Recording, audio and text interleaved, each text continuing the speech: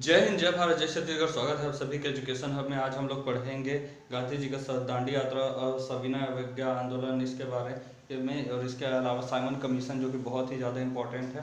और इनके अलावा छोटे छोटे और दो चेयर हैं, जैसे कि वलसाड़ सत्याग्रह। देखिए 1924 में जब गांधी जी रिहा हुए तो उसी समय दो चार छोटे बड़े आंदोलन हुए थे। इनमें वलसाड़ सत्याग्रह भी था। वलसाड़ जो है वह गुजरात में स्थित है और गुजरात के वलसाड़ में यह सत्याग्रह हुआ। यह सत्याग्रह डकैती कर जो था उसके विरुद्ध में हुआ था। ठीक है, देखिए डकैती कर ये हुआ होता है कि रात में जो है घर में सब लोग सोए हुए हैं, तो घर में आके चोर आया, चोरी की और सब धन वगैरह लूट कर चला गया।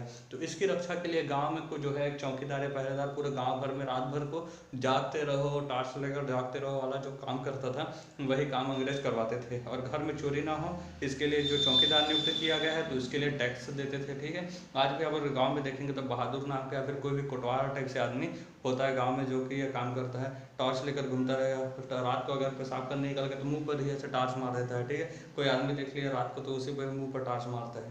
तो वो काम ये सब करते थे। तो डकैती से बचने के लिए टैक्स लिया जाता था। ठीक है, और जो लोग ये टैक्स नहीं देते थे उनके घर जबरदस्ती टैक्स दे, इसलिए क्या करा दिया जाता था, जबरदस्ती चोरी करा दी जाती थी जो लोग टैक्स नहीं दिया करते थे उनके घर। ठीक है, तो इसका नेतृत्व वल्लभ भाई पटेल जी ने किया था और यह सत्याग्रह पूरी तरह से सफल भी रहा था। तो ये डकैती के विरुद्ध, डकैती टैक्स के विरुद्ध यह था वलसाड़ सत्याग्रह। वायकुंठ सत्याग्रह जो था 1924-25 में चला था। केरल का जो मालवाड़ वाला तट है, ठीक है, मालवाड़ तट है जो केरल में, ठीक है, उस मालवाड़ तट में इजवा जनजाति के लोग जो थे उन्हें मंदिर के अंदर तो बिल्कुल प्रवेश दिया नहीं जाता था। इजवा जनजाति एक दलित यानी कि SC ST वाला जनजाति है। ठीक है, तो इनको मंदिर में तो प्रवेश दिया नहीं जाता था, लेकिन मंदिर से सामने से भी अगर ये गुजरते थे ना तो गुजरने नहीं दिया जाता था। तो ऐसी व्यवस्थाएं रही है हमारे यहाँ। ठीक है, तो देखिए जब ये लोग मंदिर के आगे वाले रास्ते से गुजरते थे तो इन्हें गुजरने नहीं दिया जाता था। और इस वजह से T.K. माधवन, ठीक है, T.K. माधवन नामक व्यक्ति ने यह सत्याग्रह प्रारंभ किया। और इसमें इन्होंने आंदोलन जो प्रारंभ किया था, यह आंदोलन भी पूरी तरह से सफल रहा। इसके बाद जो है मंदिर के सामने से दलितों को यानी कि ST SC वालों को जो इजवा जनजाति के जो लोग थे उन्हें वहाँ से जाने दे दिया गया। सबसे इम्पोर्टेंट है अब साइमन कमीशन। देखिए साइमन कमीशन जो है 1919 में आया था भारत में। इसमें यह अधिनियम पास हुआ था भारत शासन अधिनियम के रूप में। ठीक है, देखिए यह जब पारित हुआ तो इसके 10 वर्ष के पश्चात एक संवैधानिक आयोग के गठन की बात कही गई थी। यह संवैधानिक आयोग की जो गठन की जाएगी, नियुक्ति की जाएगी, वह यह जांच करेगा कि भारत जो है अपने उत्तरदायी शासन के लिए कितने हद तक मतलब तैयार है। ठीक है, मतलब अगर अंग्रेज जो है शासन भारतीयों को दे दें धीरे धीरे तो किस प्रकार से भारतीय जो है शासन कर पाएंगे या नहीं, इसके जांच के लिए ये लोग ये कमीशन बैठाना चाहते थे। लेकिन ऐसा इनका मुख्य काम नहीं था, ये लोग मतलब कुछ और भी गड़बड़ करना चाहते थे। ठीक है, किस दिशा में कहाँ तक प्रगति कर रहा है इसकी जांच करने के लिए। लेकिन आयोग की नियुक्ति जो है 10 वर्ष बाद की जानी थी, लेकिन इन्होंने ऐसा भी नहीं किया। ब्रिटेन की जो तत्कालिक सरकार थी वह थी कंजर्वेटिव सरकार। दो पार्टियां हैं वहाँ, कंजर्वेटिव और एक है लेबर पार्टी। ठीक है, तो कंजर्वेटिव पार्टी जो है उस समय सरकार में थी। इसने आयोग की जो नियुक्ति है इसने 2 वर्ष पूर्व ही कर लिया, यानी कि 1919 में जो है भारत शासन अधिनियम यानी कि साइमन कमीशन समझ ली जो इसे हम लोग कह रहे हैं भारत शासन अधिनियम बना। इसके तहत से कहा गया था कि 10 वर्ष बाद जो है नियुक्ति की जाएगी। ठीक है, आयुक्त की। तो 1919 से 10 वर्ष बाद यानी कि 1929 में होना था, लेकिन इन्होंने 2 वर्ष पूर्व यानी कि 8 साल में ही नवंबर 1927 में 8 नवंबर 1927 को ही यह नियुक्ति कर दी गई। ठीक है, क्योंकि इसे आशंका थी कंजर्वेटिव सरकार को कि ब्रिटेन में अगले आने वाले कुछ वर्ष बाद 2 वर्ष बाद चुनाव हैं, और चुनाव में ही मतलब इतना तप लिए थे ये लोग कंजर्वेटिव पार्टी वाले कि कंजर्वेटिव पार्टी को बिल्कुल भी वोट नहीं मिलने वाला था, हार जाने वाले थे। इसलिए इन्हें लगता था कि अगर लेबर पार्टी जो है वह भारतीय समर्थक थी और भारत के समर्थक में जो इतने लोग थे, सदस्य थे, उनकी ही वैधानिक एक आयुक्त का नियुक्ति कर दिया जाएगा, आयोग का। ठीक है, तो इसलिए इन्होंने क्या किया, भारतीयों में मतभेद फैलाने के लिए और अन्य चीज़ों को करने के लिए 1927 में ही 10 वर्ष होने से 2 वर्ष पूर्व यानी कि 8 वर्ष में ही इस कमीशन का गठन कर दिया गया था। ठीक है, भारत के जो राज्य सचिव थे वर्केन हेड, ठीक है, वर्केन हेड जो है 1927 को साइमन कमीशन का गठन किया और जो है 7 सदस्य वाले इस आयोग में, सब के सब जो 7, इसमें 7 सदस्य थे और सातों के सातों क्या थे, अंग्रेज थे, ठीक है। इसके अध्यक्ष जो थे वह थे साइमन, सर साइमन के नाम से जाना जाता है, उन्हीं के नाम पर साइमन कमीशन इसे कहा गया। क्लीमेंट एटली नामक एक अंग्रेज व्यक्ति थे, यह भी इस कमीशन के सदस्य थे।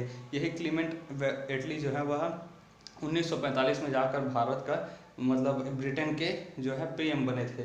जो एक सदस्य थे वो आगे चलकर पीएम बन गए ब्रिटेन के, और इन्हीं के टाइम पर भारत को स्वतंत्रता मिली थी। 1945 में ब्रिटिश पीएम बने। साइमन कमीशन जो है 1919 अधिनियम की जांच करने हेतु भारत आया गया, कमीशन बना दिया गया इंग्लैंड से भेजने लगे। जैसे ही ये लोग बंदरगाह पर उतरे मुंबई वगैरह से, तो मुंबई से फिर आने लगे तो पूरे रास्ते भर इनको काला झंडा दिखाया गया और साइमन गो बैक के नारे लगाए गए। जब यह धीरे धीरे पंजाब पहुंचे तो पंजाब में जो है विरोध कर रहे थे लाला लाजपत राय। देखिए इसका जो अधिनियम है साइमन कमीशन, इसका असली नाम है इंडियन स्टैट्यूटरी कमीशन, ठीक है, इंडियन स्टैट्यूटरी कमीशन यानी कि भारतीय वैधानिक आयोग, जिसे साइमन कमीशन के नाम से जाना जाता है। 1928 में देखिए भारत का जो है, भारत में अत्यधिक इसका विरोध हुआ। भारत वैधानिक अधिनियम इसका नाम है, ठीक है, इंडियन स्टैट्यूटरी कमीशन, लेकिन इसमें जो मुख्य व्यक्ति था साइमन, ठीक है, जिसके नाम पर इसे साइमन कमीशन कहा जा रहा है, क्योंकि इतना ज़्यादा फेमस हो गया था साइमन गो बैक के नारे की वजह से कि इसे भारत वैधानिक आयोग के नाम से ना जानकर बल्कि साइमन कमीशन के नाम से जाना जाने लगा। भारत में इसका बहुत ज़्यादा विरोध हुआ। विरोध प्रदर्शन करते करते जब काली झंडी दिखाते जाते देखते देखते ये लोग पंजाब पहुँचे। पंजाब में लाला लाजपत राय जी, लाल बाल पाल, लाला लाजपत राय, बाल गंगाधर तिलक और विपिन चंद्र पाल, इन्हें लाल बाल पाल के नाम से जाना जाता है। उन्हीं में से एक थे लाला लाजपत राय। लाला लाजपत राय के ऊपर सैंडर्स नामक एक पुलिस अधिकारी ने साइमन के कहने पर लाठी चलाना शुरू कर दिया, क्योंकि साइमन जो है पूरे रास्ते भर काले झंडे और साइमन गो बैक के नारे सुनता रहा था, दिमाग इसका भर चुका था एकदम से।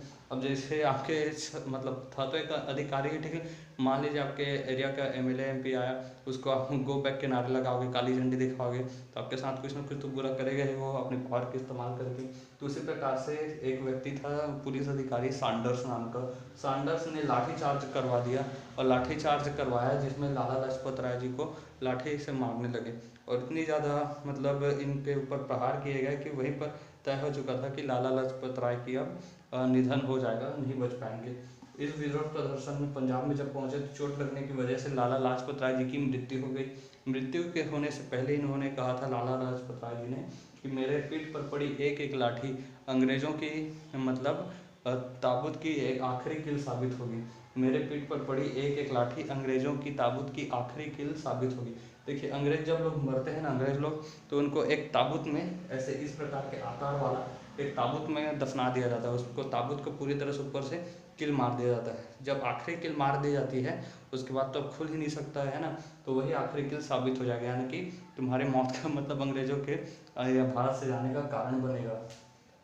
सैंडर की हत्या जब पता चला कि लाला लाजपत राय जी की हत्या हो गई है इस प्रकार से दंगे में लाठीचार्ज की वजह से, तो पूरा देश जो है भड़क उठा और जितने भी युवा क्रांतिकारी थे इन्होंने सैंडर्स को मारने का प्लान बनाया, और जो सैंडर्स की हत्या हो गई और सैंडर्स की हत्या का जो आरोप है भगत सिंह जी के ऊपर लगा, और फिर भगत सिंह जी को फांसी हो गई। यह भी एक बहुत बड़ा मतलब उस समय का तत्कालिक बहुत बड़ी बड़ी मतलब उस समय की चीज़ें थी जो हुई घटनाएं थी, ठीक है। समस्त भारत में इसका विरोध भी हुआ। इस साइमन कमीशन को श्वेत कमीशन के नाम से जाना जाने लगा। दक्षिण भारत में ही जस्टिस पार्टी और ह्यूमनिस्ट पार्टी, ये केवल दो ऐसी पार्टी थी जिसने इस साइमन कमीशन का समर्थन किया। क्यों किया देख सकते हैं नाम, justice party, humanist party. Bharat की पार्टी थी नहीं, ये अंग्रेजों ने ही बनाई गई होगी, ठीक है, बनाई होगी, इसलिए इन्होंने इस पार्टी को उन्होंने मतलब इस कमीशन का समर्थन किया। इस विरोध के बावजूद 1930 में इन अंग्रेजों ने रिपोर्ट सौंपा और इसके आधार पर पहली बार भारत में प्रांतीय चुनाव हुआ। ठीक, भारत पर मतलब क्या हुआ, भारत शासन अधिनियम 1935 पारित हुआ था, ठीक है। भारत 1930 में मतलब भारत शासन अधिनियम 1935 पारित हुआ था, फिर 1935 से यह लागू हो गया। इसके द्वारा 1935 में म्यांमार जो है यानी कि बर्मा, ठीक है, आज म्यांमार के नाम से जिन्हें जाना जाता है, वह भारत का हिस्सा हुआ करता था। 1935 में इसे तोड़कर अलग कर दिया गया। पहली बार जो है भारत में प्रांतीय चुनाव हुआ 1937 में, जिसमें कांग्रेस को बड़ी जीत प्राप्त हुई। 8 राज्यों में कांग्रेस ने अपनी सत्ता जमाई जीत हासिल की और 2 राज्य पंजाब और सिंध में मुस्लिम लीग की पार्टी जो थी, ठीक है, मोहम्मद अली जिन्ना की पार्टी समझ लीजिए, तो उसने जीत दर्ज की थी। नेहरू रिपोर्ट इसके बाद सौंपा गया 1928 में। देखिए जब साइमन कमीशन बन गया 1927 में, तो 1928 में नेहरू रिपोर्ट और भेजी गई। साइमन कमीशन के विरोध के कारण जो राज्य सचिव था वर्कन हेड, इसने भारतीयों को खुली चुनौती दे डाली कि यदि सर्वसम्मति से वह अपना कानून बना लेंगे, यानी कि भारतीय अपना कानून बना लेंगे, तो उसे मैं ब्रिटेन में पास करा दूंगा, लेकिन सर्वसम्मति होनी चाहिए।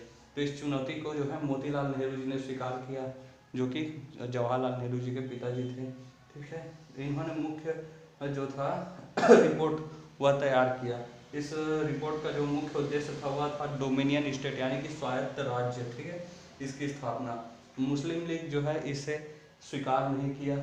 मुस्लिम लीग यानी मोहम्मद अली जिन्ना, उसने स्वीकार नहीं किया। तो मोहम्मद अली जिन्ना के इसलिए जो है जवाहरलाल नेहरू बहुत बड़े विरोधी थे, क्योंकि मोतीलाल नेहरू का ये विरोध करता था जिन्ना, ठीक है। रिपोर्ट जो है पारित नहीं हो पाया और इसके लिए 14 सूत्री जिन्ना फार्मूला दिया। अब नेहरू रिपोर्ट बन गया तो ये भी अपना कंपटीशन दे रहा था जिन्ना फार्मूला देने के लिए। तो इसका जो है नेहरू रिपोर्ट के प्रत्युत्तर में, ठीक है, उसके उत्तर में जिन्ना ने ये रिपोर्ट सौंपा और अंग्रेजों ने इसे खारिज कर दिया। लाहौर अधिवेशन हुआ 1929 में, इसकी अध्यक्षता की जवाहरलाल नेहरू ने। बहुत इंपॉर्टेंट है क्योंकि यह पूर्ण स्वराज का प्रस्ताव इसमें पारित किया गया था। निर्णय यह लिया गया कि 26 जनवरी को भारत का स्वाधीनता दिवस मनाया जाएगा। उसी लिए 26 नवंबर जब 1949 में हमारा संविधान बन गया था, तो उसे उस समय लागू नहीं किया गया था, केवल बना गया और संविधान दिवस के रूप में मनाया जाता है। उसके 2 महीने बाद, ठीक है, नवंबर के बाद दिसंबर, फिर जनवरी, 26 जनवरी 1950 से फिर भारत में जो पहली बार स्वाधीनता दिवस मनाया गया था, उसके याद में 1950 को भारत के जो है संविधान को लागू किया गया और गणतंत्र दिवस हम लोग मनाते हैं। अब जो अधिवेशन है वह लाहौर के रावी नदी के तट पर हो रहा था। मध्य रात्रि को जवाहरलाल नेहरू जी ने तिरंगा फहराया उस समय, और तिरंगा फहराने के बाद कहा कि मध्य रात्रि में जब पूरी दुनिया सो रही है तो भारत अपनी स्वतंत्रता की नींव रख रहा है, ठीक है, भारत अपनी स्वतंत्रता की नींव रख रहा है। देखिए दांडी मार्च देखते हैं। दांडी मार्च जो है गांधी जी ने भी एक इस टाइम पर 11 सूत्रीय एक ज्ञापन सौंपा, सूत्री मांग रखी इरविन के सामने, लेकिन इरविन ने इसे अस्वीकार कर लिया, ठीक है, स्वीकार नहीं किया इरविन ने। तो गांधी जी तो ठहरे गांधी जी अब फिर इसके बाद गुस्से हो गए, धोती वगैरह मस्त टांगे लगाए और फिर लाठी पकड़े और चले गए दांडी की ओर। 12 मार्च 1930 को साबरमती आश्रम से वो निकले और अपने जो 78 कुछ में 80 जो थे 80 साथियों को लेकर, जो कि अनुसूचित जाति से आते थे, SC से आते थे, ठीक है, तो उनको एक सहयोगियों के साथ अपने नमक कानून को तोड़ने के लिए दांडी की ओर चल पड़े साबरमती आश्रम से, ठीक है। देखिए उसके साथ उनके साथ जो है गांधी जी के साथ सरोजिनी नायडू भी गई हुई थी। सरोजिनी नायडू और गांधी जी के साथ जो अन्य जो थे 78, इसलिए क्योंकि 78 सहयोगी थे, इसके अलावा एक गांधी जी और सरोजिनी नायडू, इन दोनों को मिलाकर मतलब 80 लोग दांडी मार्च के लिए चले गए। 240 मील की जो दूरी थी वह 24 दिन में तय की गई, ठीक है। 240 मील यानी कि 1 मील में लगभग 1.5 किलोमीटर होता है, तो 240 मील यानी कि लगभग 385 किलोमीटर की यात्रा 24 दिन में पूरी की गई। 6 अप्रैल 1930 को दांडी पर पहुंच गए गांधी जी, और वहां से फिर दांडी में गांधी जी ने आसवन विधि द्वारा नमक बनाया। 1 गंजी पानी लिए को मतलब समुद्र का पानी लिए, पानी को मतलब धूप में रख दिए, पूरा पानी उड़ गया, लास्ट में जो बचा हुआ था पूरा क्या था, नमक, ठीक है, उसको गर्म किए थे आसवन विधि द्वारा, ठीक है। तो गर्म किए तो जितना पानी था वो उड़ गया, समुद्र का पानी खारा होता है, नमक होता है उसमें, तो जितना नमक था वो बच गया। इस प्रकार से नमक कानून तोड़कर नमक बना दिया गया, ठीक है। नमक बनाना नहीं था भारतीयों को, यही नमक कानून था, लेकिन नमक बनाकर भारतीयों ने मतलब गांधी जी ने नमक कानून को तोड़ दिया था पूरी तरह से। अब जब यह आंदोलन पूरी तरह से अच्छे से मतलब अब दांडी मार्च जो सफल हो गया, तो वहीं से इन्होंने सविनय अवज्ञा आंदोलन प्रारंभ किया 1930 में दांडी की सफलता को देखते हुए। देखिए सविनय अवज्ञा आंदोलन जो है वह बिल्कुल असहयोग आंदोलन के जैसा ही है 1919 वाला, ठीक है। असहयोग आंदोलन जो था उसी का मतलब ये दूसरा पार्ट समझ सकते हैं, ठीक है। तो इसमें हुआ यह था कि गांधी जी ने सविनय अवज्ञा आंदोलन जो होता है विनम्रता पूर्वक अवज्ञा करना, ठीक है, यानी कि प्यार से लतेड़ देना, ये था सविनय अवज्ञा आंदोलन, अंग्रेजों को लतेड़ना, ठीक है। कश्मीर वाला जो क्षेत्र था वहाँ से खान अब्दुल गफ्फार खान, ठीक है, खान अब्दुल गफ्फार खान जो कि इकलौते ऐसे विदेशी यानी कि पाकिस्तानी हैं जिन्हें भारत रत्न से सम्मानित किया गया है, ठीक है, जो कि खुदाई खिदमतगार संस्था नामक संस्था बनाई और इन्होंने सीमांत गांधी यानी कि सीमा के अंत जहाँ सब भारत का क्षेत्र समाप्त होता है वहाँ के गांधी यानी कि सीमांत गांधी खान अब्दुल गफ्फार खान को कहा जाता है। इन्होंने लाल कुर्ती सेना बनाई थी। लाल कुर्ती सेना जो है वह रसिया के रेड आर्मी से मतलब इंस्पायर था, ठीक है, ये खान अब्दुल गफ्फार खान ने बनाया था। छपरा में जो जेल था, छपरा के जेल के कैदियों ने सब पूरा कपड़ा उपड़ा त्याग दिया और एकदम नंगे घूमने लगे। कैदियों ने नंगा विद्रोह किया, वो अपने स्वदेशी कपड़ों की मांग कर रहे थे, ठीक है, अंग्रेजी कपड़े नहीं पहनेंगे। क्यों? क्योंकि गांधी जी ने अब सविनय अवज्ञा आंदोलन प्रारंभ कर दिया है, ठीक है। देखिए दक्षिण भारत में जो चक्रवर्ती राजगोपालाचार्य जी ने वो यह आंदोलन प्रारंभ किया था, इसलिए दक्षिण भारत के गांधी यानी कि दक्षिण के गांधी ने कहा जाता है। मुंबई से जो है सरोजिनी नायडू जो है वो 25,000 आंदोलनकारियों को लेकर चली गई और यह गुजरात पर के धरसाना पर पहुंची, लेकिन इसके पहले ही अंग्रेजों को इसकी सूचना मिल गई थी और अंग्रेजों ने उनके इस आंदोलन को दबा दिया। इसमें लड़के और लड़कियां जो थी देश के यानी कि युवा, ठीक है, वो लोग भी भाग लिए और लड़कों ने वानरी सेना जिसे बांदरी सेना कहा गया उनका निर्माण किया और लड़कियों ने मंजरी सेना का निर्माण किया था, ठीक है। आंशिक रूप से यह जो आंदोलन है वह सफल रहा है। इसके बाद जो भी हुआ था वो देखेंगे नेक्स्ट क्लास में। तब तक के लिए जय हिंद।